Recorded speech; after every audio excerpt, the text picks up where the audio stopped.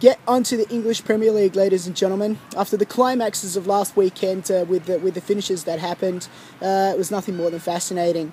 With Manchester City clinching top spot after a late drama with their game against QPR, Manchester United thought they had it for a while, but then it had it taken away from them. My team, Newcastle, with their fight to finish in the top 4, as well as the bottom 5 or 6 battling for relegation in the last final weeks. Nothing more than fascinating. I can't mention about the EPL without dropping a few lines about my team, Manchester United. When you think about 3 years ago, almost to the day they were relegated, winning the Coca-Cola League the following year, getting back into the EPL, getting used to it, and then if you were to tell me that they were still in the hunt for the top 4 finish at the end of the last week, I would have thought you were crazy. But they were absolutely nothing short of sensational. And I just hope that their trip continues.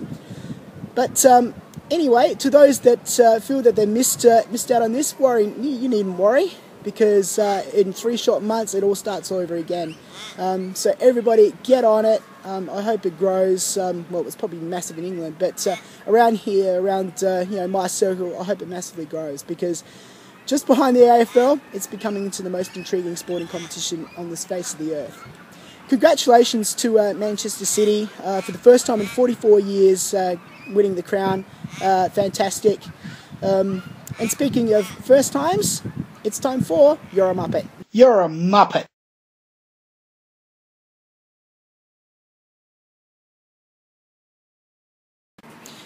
May I introduce to you Carlos Crybaby Tevez, a gentleman, and I use the term very loosely, that started his EPL career with Manchester United and left because, in my opinion, was not getting the same kudos as Dimitri Berbatov and Wayne Rooney, and obviously has a lot of bad blood with Sir Alex Ferguson, their manager. His actions over the last week after Manchester City's celebrations was nothing short of inexcusable. I mean, to show utmost disrespect to probably a man that is probably one of the greatest football managers that's ever been. I mean, admittingly, I'm not a Sir Alex Ferguson fan, I'm not even a Manchester United fan, but it was still no excuse to do what he did. And furthermore, he was pushed to apologise by Manchester City. He didn't want to, but he only did that because he was forced to do it by his football club. There is such thing as being gracious and charming in defeat, but equally, if not more, it's more important to be gracious in victory. And that placard showed total disrespect to everyone, in particular the club that took him, and furthermore, a club that stood by him after he pissed off to places unknown throughout most of this season, and they stood by him in spite of that. He comes back and just claims most of the glory, which I think is inexcusable. It's Carlos Tevez. You may not be familiar with the English language, so I'm just going to say this in Spanish. Carlos Tevez, eres un Muppet.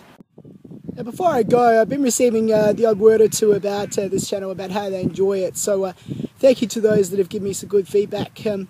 But the degree of success and also the durability of Pingi TV does depend greatly on you. So any possible suggestions, any questions, anything you'd like me to do, any subjects you'd like me to bring up, please, by all means, let's get the voices going, guys.